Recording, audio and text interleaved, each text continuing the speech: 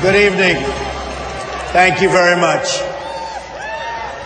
I speak to you today as a lifelong supporter and true friend of Israel.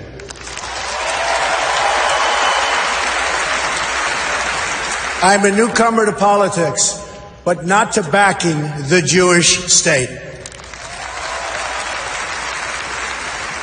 In 2001, weeks after the attacks on New York City and on Washington, and frankly, the attacks on all of us, attacks that they were perpetrated by the Islamic fundamentalists, Mayor Rudy Giuliani visited Israel to show solidarity with terror victims. I sent my plane because I backed the mission for Israel 100%.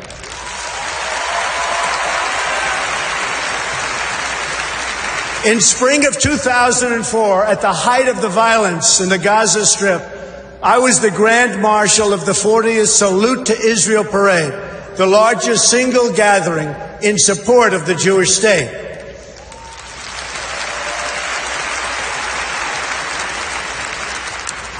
It was a very dangerous time for Israel and, frankly, for anyone supporting Israel. Many people turned down this honor. I did not. I took the risk, and I'm glad I did.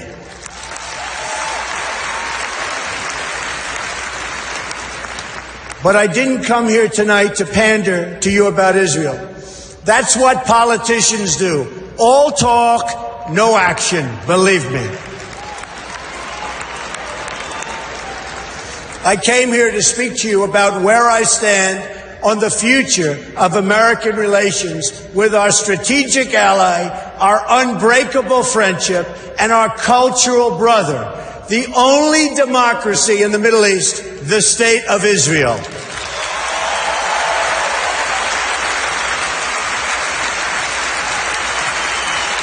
Thank you. My number one priority is to dismantle the disastrous deal with Iran.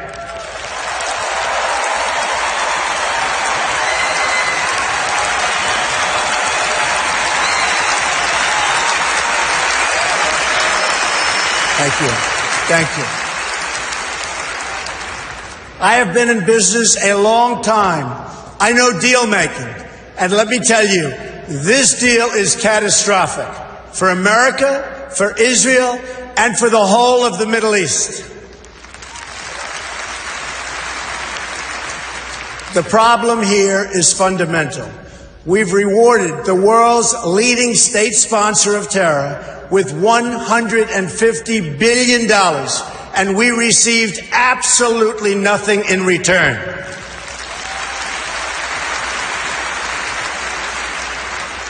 I've studied this issue in great detail, I would say actually greater by far than anybody else. Believe me. Oh, believe me. And it's a bad deal. The biggest concern with the deal is not necessarily that Iran is going to violate it, because already, as you know, it has. The bigger problem is that they can keep the terms and still get the bomb by simply running out the clock. And of course, they'll keep the billions and billions of dollars that we so stupidly and foolishly gave them.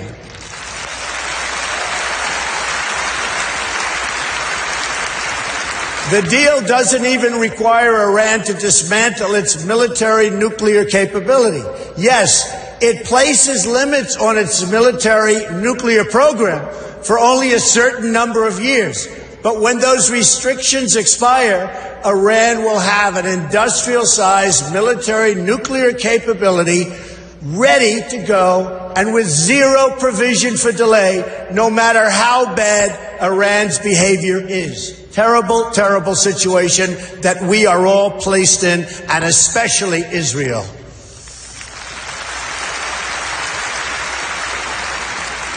When I'm president, I will adopt a strategy that focuses on three things when it comes to Iran. First, We will stand up to Iran's aggressive push to destabilize and dominate the region.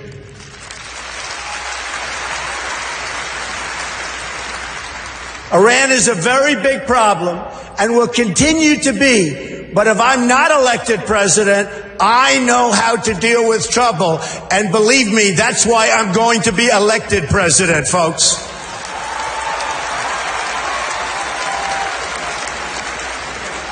And we are leading in every poll. Remember that, please. Iran is a problem in Iraq, a problem in Syria, a problem in Lebanon, a problem in Yemen, and will be a very, very major problem for Saudi Arabia. Literally every day, Iran provides more and better weapons to support their puppet states. Hezbollah, Lebanon, received, and I'll tell you what, it has received sophisticated anti-ship weapons, anti-aircraft weapons, and GPS systems and rockets like very few people anywhere in the world, and certainly very few countries have. Now they're in Syria trying to establish another front against Israel from the Syrian side of the Golan Heights. In Gaza, Iran is supporting Hamas and Islamic Jihad. And in the West Bank, they're openly offering Palestinians $7,000 per terror attack and $30,000 for every Palestinian terrorist home that's been destroyed. A deplorable, deplorable situation.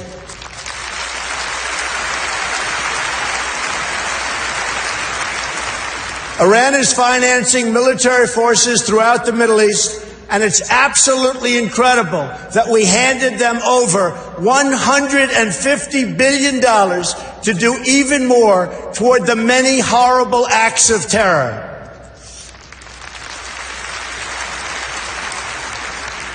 Secondly, we will totally dismantle Iran's global terror network, which is big and powerful, but not powerful like us.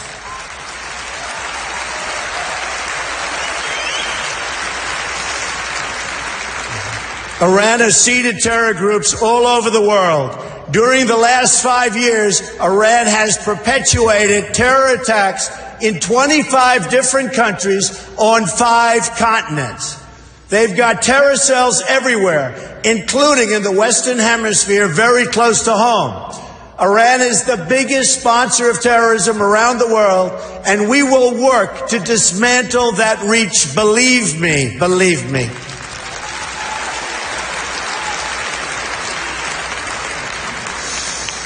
Third, at the very least, we must enforce the terms of the previous deal to hold Iran totally accountable, and we will enforce it like you've never seen a contract enforced before, folks. Believe me.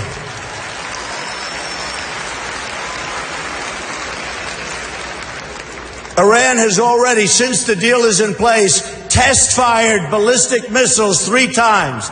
Those ballistic missiles, with a range of 1,250 miles, were designed to intimidate not only Israel, which is only 600 miles away, but also intended to frighten Europe and someday maybe hit even the United States. And we're not going to let that happen. We're not letting it happen, and we're not letting it happen to Israel, believe me.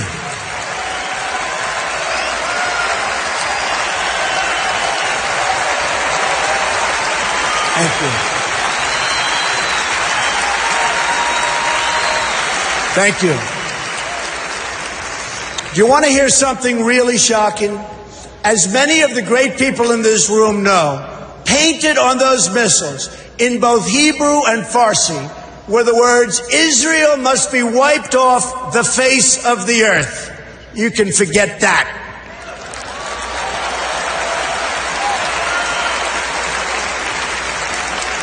What kind of demented minds write that in Hebrew? And here's another. You talk about twisted. Here's another twisted part. Testing these missiles does not even violate the horrible deal that we've made. The deal is silent on test missiles. But those tests do violate the United Nations Security Council resolutions. The problem is no one has done anything about it. We will, I promise we will.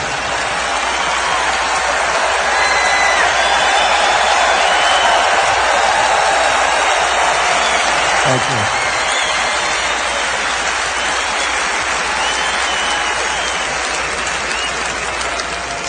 Which brings me to my next point, the utter weakness and incompetence of the United Nations.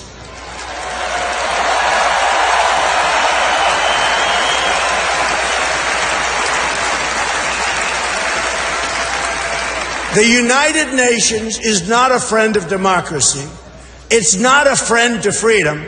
It's not a friend even to the United States of America, where, as you know, it has its home. And it surely is not a friend to Israel.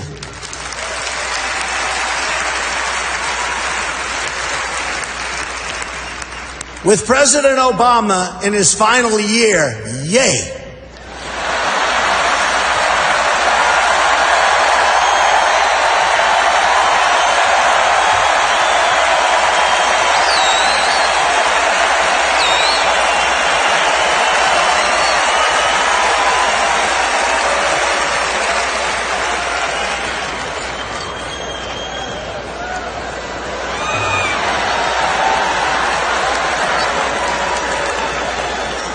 He may be the worst thing to ever happen to Israel, believe me. Believe me.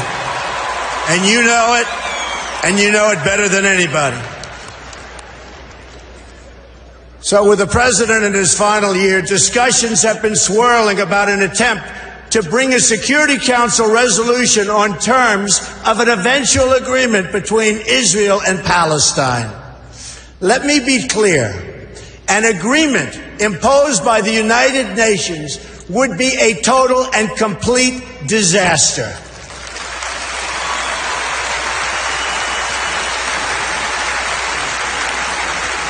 The United States must oppose this resolution and use the power of our veto, which I will use as president 100%.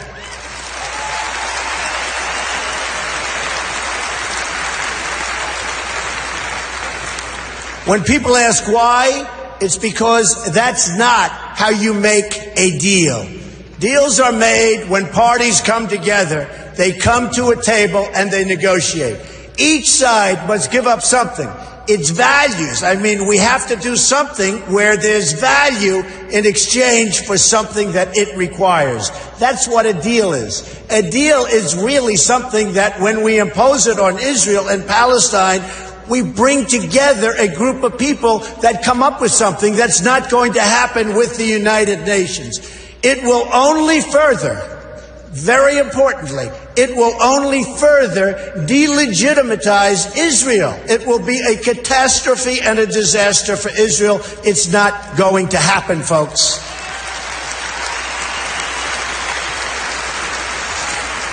And further, it would reward Palestinian terrorism, because every day they're stabbing Israelis and even Americans. Just last week, American Taylor Allen Force, a West Point grad, phenomenal young person who served in Iraq and Afghanistan, was murdered in the street by a knife-wielding Palestinian. You don't reward behavior like that. You cannot do it.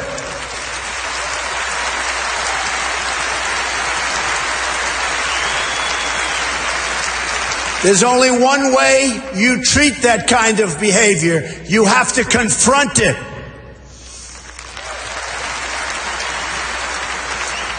So it's not up to the United Nations to really go with a solution. It's really the parties that must negotiate a resolution themselves. They have no choice. They have to do it themselves, or it will never hold up anyway. The United States can be useful as a facilitator of negotiations, but no one should be telling Israel that it must be, and really that it must abide by some agreement made by others thousands of miles away that don't even really know what's happening to Israel, to anything in the area. It's so preposterous. We're not going to let that happen.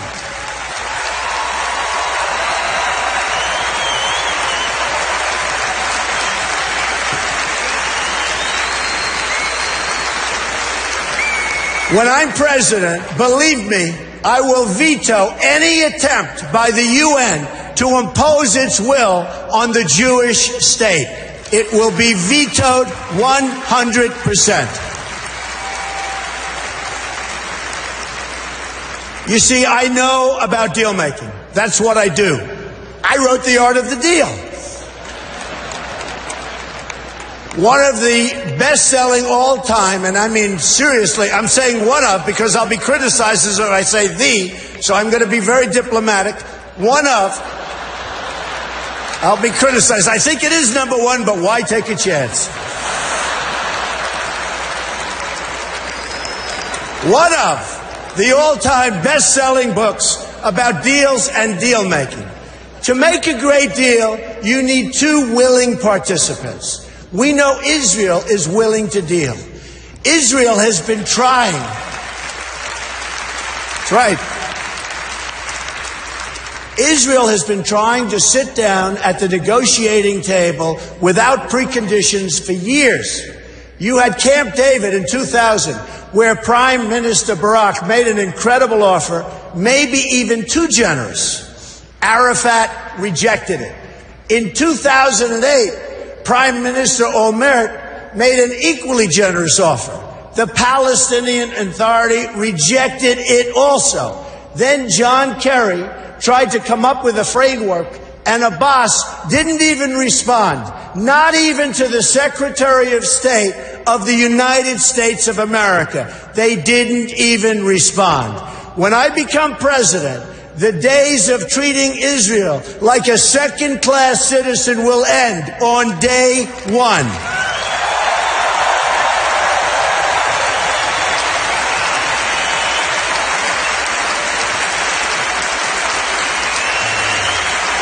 Thank you. And when I say something, I mean it. I mean it. I will meet with Prime Minister Netanyahu immediately.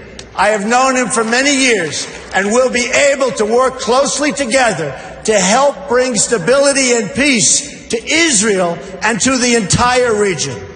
Meanwhile, every single day, you have rampant incitement and children being taught to hate Israel and to hate the Jews. It has to stop.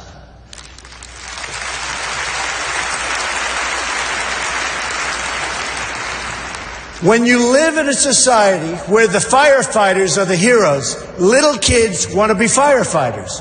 When you live in a society where athletes and movie stars are the heroes, little kids want to be athletes and movie stars. In Palestinian society, the heroes are those who murder Jews.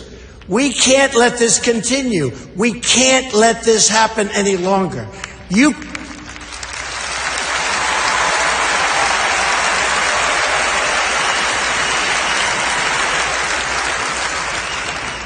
You cannot achieve peace if terrorists are treated as martyrs. Glorifying terrorists is a tremendous barrier to peace. It is a horrible, horrible way to think. It's a barrier that can't be broken. That will end, and it'll end soon. Believe me.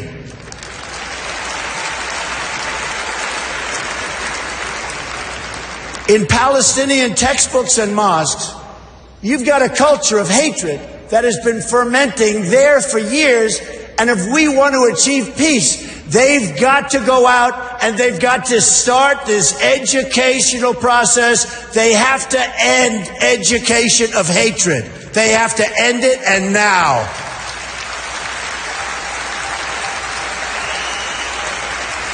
There is no moral equivalency. Israel does not name public squares after terrorists. Israel does not pay its children to stab random Palestinians. You see, what President Obama gets wrong about deal-making is that he constantly applies pressure to our friends and rewards our enemies.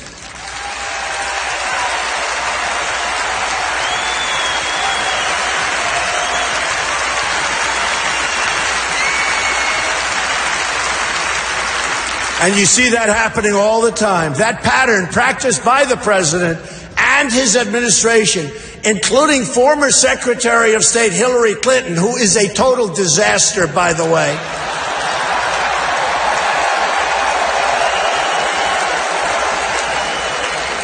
She and President Obama have treated Israel very, very badly. But it's repeated itself over and over again and has done nothing to embolden those who hate America. We saw that with releasing the $150 billion to Iran in the hope that they would magically join the world community. It didn't happen. President Obama thinks that applying pressure to Israel will force the issue, but it's precisely the opposite that happens. Already, half of the population of Palestine has been taken over by the Palestinian ISIS and Hamas, and the other half refuses to confront the first half, so it's a very difficult situation that's never going to get solved unless you have great leadership right here in the United States. We'll get it solved one way or the other. We will get it solved.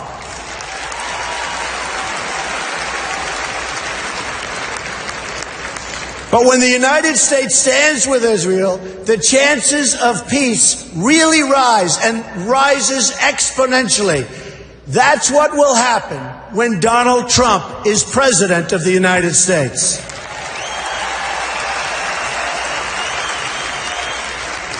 We will move the American embassy to the eternal capital of the Jewish people, Jerusalem.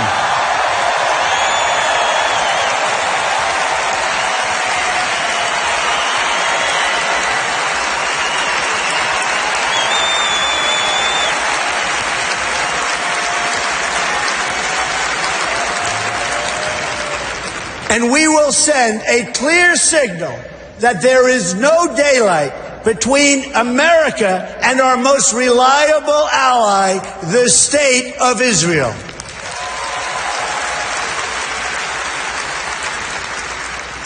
The Palestinians must come to the table knowing that the bond between the United States and Israel is absolutely, totally unbreakable.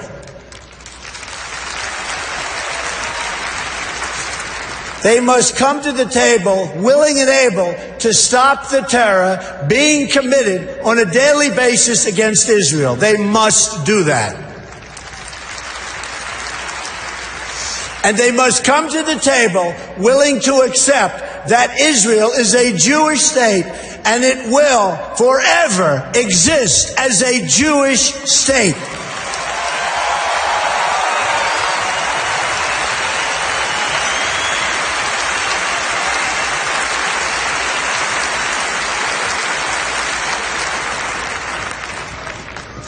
I love the people in this room. I love Israel. I love Israel. I've been with Israel so long in terms of I've received some of my greatest honors from Israel. My father before me, incredible. My daughter Ivanka is about to have a beautiful Jewish baby.